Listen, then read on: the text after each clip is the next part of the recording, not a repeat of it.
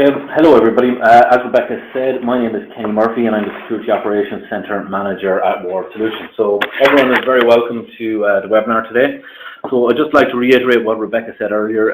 Please ask questions if you have them. It's better if this session is interactive. And Rebecca will do me the favour of keep an eye on the chat in case I get carried away. So the slide in front of you, I just want to speak briefly out yet. This is one particular view of what's termed as the security life cycle. Now, there's many different ways of looking at this, but this particular view divides the cycle into before and after an attack, and just tries to illustrate the kind of common questions that organizations should be asking themselves at this stage. So, obviously, prevention is better than cure when you consider the damage that an organization can suffer by a successful attack, such as brand damage, potential legal action, and other regulatory complications as breaking GDPR legislation. So we're here today to talk about prediction and prevention, and specifically vulnerability management at the perimeter. So when we talk about vulnerability management, basically what are we trying to do? So what we're trying to achieve is that what we're trying to achieve, sorry, we can just go back there one, yeah, there. So what we're trying to achieve is that we want to develop the awareness in an organization about the existing vulnerabilities so that an organization knows exactly what they are and what those vulnerabilities mean in reference to risk to the organization. And we want to also then, as a secondary part, prioritize the remediation of those vulnerabilities and make sure that the most riskiest and the ones which pose the most potential damage to an organization are the ones that are fixed first. So if you just take a quick example of two organizations, one with a website which is informational and another one which is an e-commerce website, similar vulnerabilities on those sites would not pose the same risk to either organization, and obviously the one with vulnerability on an e-commerce site is far more riskier. So we'll look at the prediction and prevention in a more practical view in a couple of slides. But first, I just want to talk slightly about vulnerabilities in the current environment. So the majority of breaches. So this is what you see before you is the report from Verizon in 2015. So basically, you can see that in 2015. The majority of the exploits that were successfully attacked by attackers were not in that year, were not produced in that year. We can see that some of the exploits went back to as far as 1999, and in fact, the majority of them are around 8 years old in 2007. So from this, we can see that many organizations are really good at reacting to well-publicized vulnerabilities. For example, most of us here would probably have heard of Heartbleed, which was an improper implementation of the OpenSSL protocol, or more recently, Crack, which is a key renegotiation attack, which mostly targeted Wi-Fi, but also targeted other areas. So because of this, we can see that when vulnerabilities are very well publicized, organizations are really quick to jump on them and act on them, but they're not maybe as good at handling vulnerabilities that are historical in nature. So from that, you can see it's clear that a well-planned and monitored approach is warranted.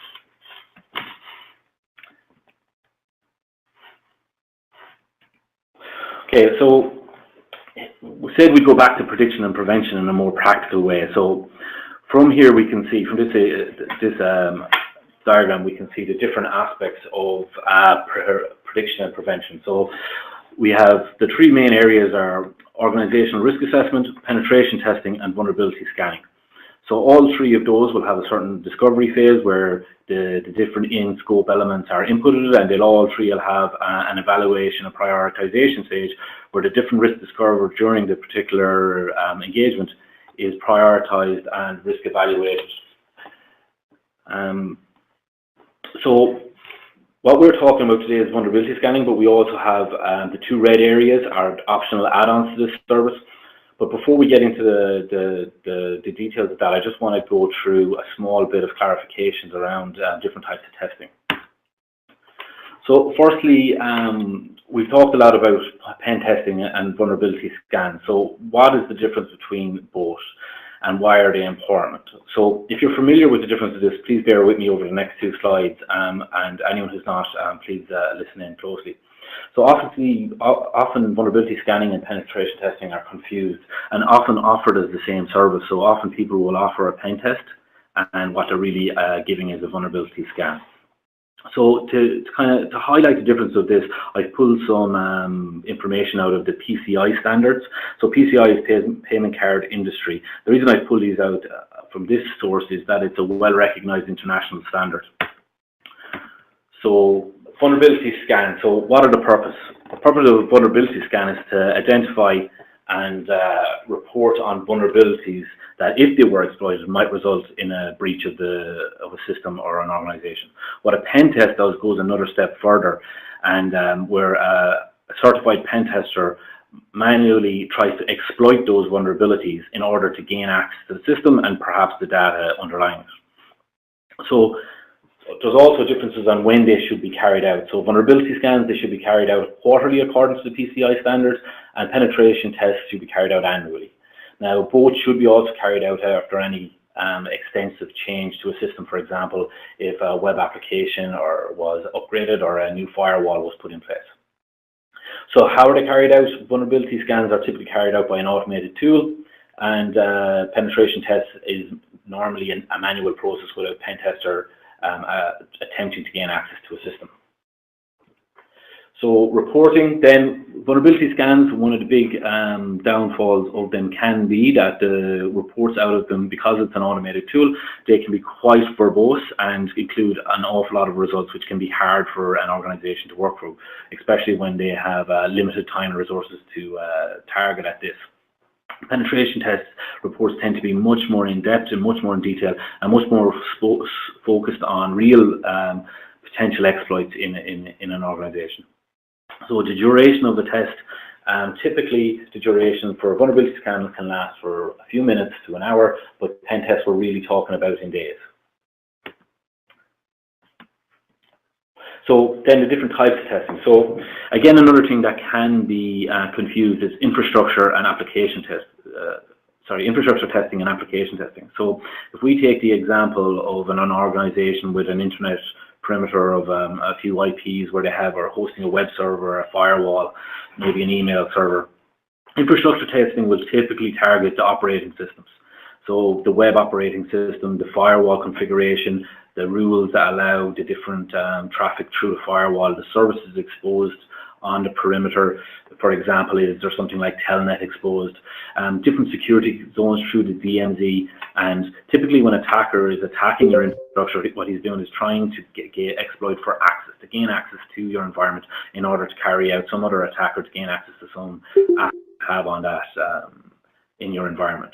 Application testing, on the other hand, concentrates on the application layer. So if we go back to the web server, we're talking about the actual pages, web pages that are hosted on that web server, and not the underlying operating system.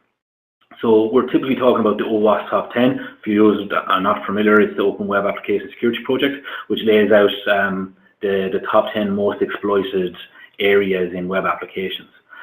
Typically, the exploitation is taken for effect where people are trying to do an SQL injection, get into your database, or perhaps cross-site scripting to target their users. So when we say full stack, what do we mean? The full stack means both the infrastructure and the application layer, and that's a term that is common parlance in this kind of area. So what we are proposing today is a vulnerability management of the perimeter with the option to combine all the service in the protection and prevention section space of the security lifecycle, plus plus assistance in the remediation if that's required. We can also offer incident response services. So if somebody is attacked and has discovered it, that they need help.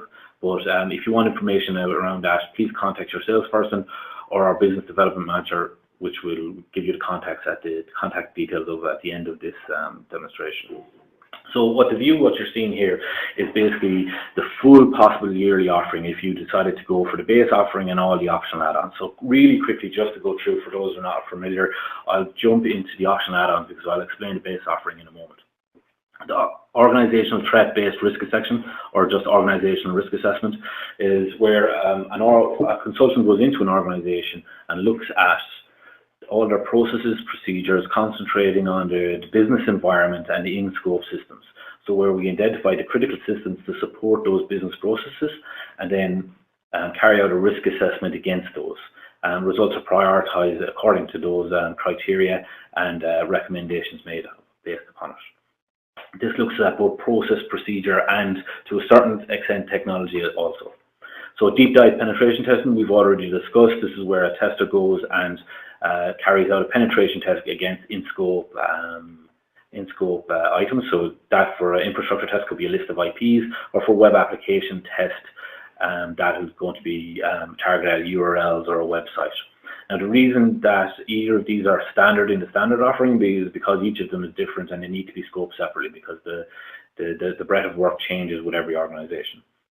So remediation assessment, which is the last of the optional add-ons, is where if an organization has been found that there are vulnerabilities in their in-scope environment, that we can assist with them to remediate those, be it either applying patches or in some cases applying a virtual patch, maybe using a WAF or a web application firewall or some other item like that. So, continuous full stack vulnerability testing core. So the core of this is vulnerability testing and management against the perimeter IPs and in-scope web applications. So if you wish to carry out internal vulnerability management, then this is not a standard, and the approach for each organization is different, but we can of course supply that. So the external infrastructure will be vulnerability scanned and reports carried on based on the results of that. The scans can be carried out as often as you want, and the reports also can be customized to your particular requirements as needed. Web application vulnerability scans can also be carried out as required, and again, a separate report can be customized to your requirements.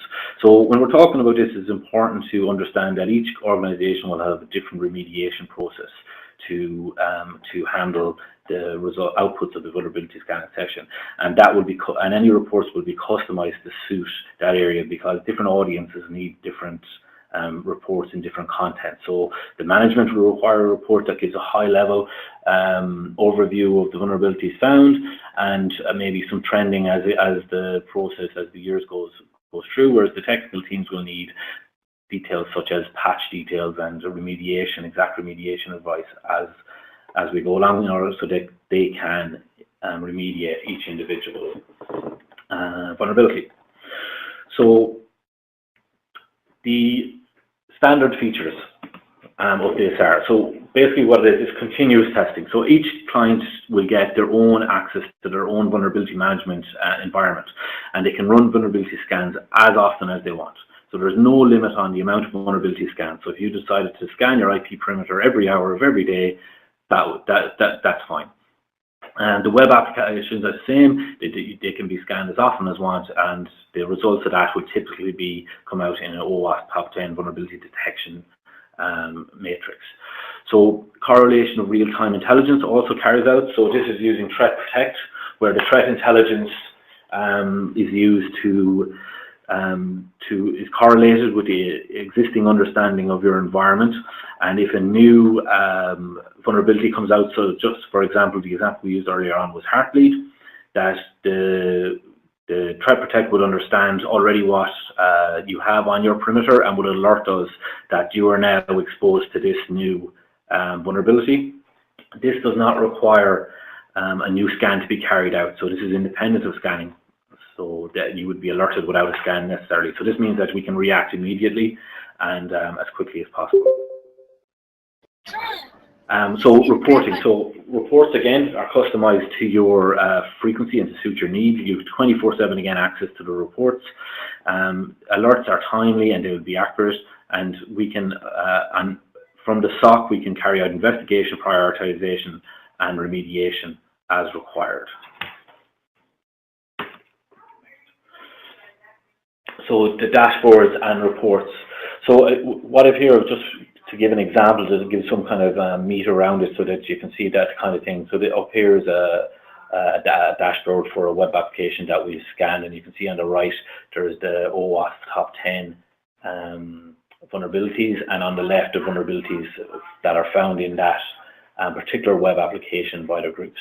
On the lower part, you can see the results in a more there's the vulnerabilities and the information gathered, which is more in a more list type view, and either can be included in the report and all can be trended on and given metrics on. So the last one then is the threat intel. So as you can see here, this is just a quick view from today, the latest vulnerabilities that have been exposed. You can see on the left the high rated ones, and then on the right the low rated ones. And in the top right hand corner of that, you can see that there's the ability to view the impacted assets. So that's where that we would be able to see, click on one of those and look at your assets and see which one would be impacted by any of the different vulnerabilities found. Okay, so that's basically the description that we have of the service. So if anyone has any questions, I'd love to field them. But before that, can I just point you towards, anyone who wants to talk about this service or any of the other service that I talked about today, please contact Grania, our business development manager at grania@war.ie, or your own existing account manager. A link to this webinar and data sheet will be sent out to you via an email later today or tomorrow. Thank you very much for listening.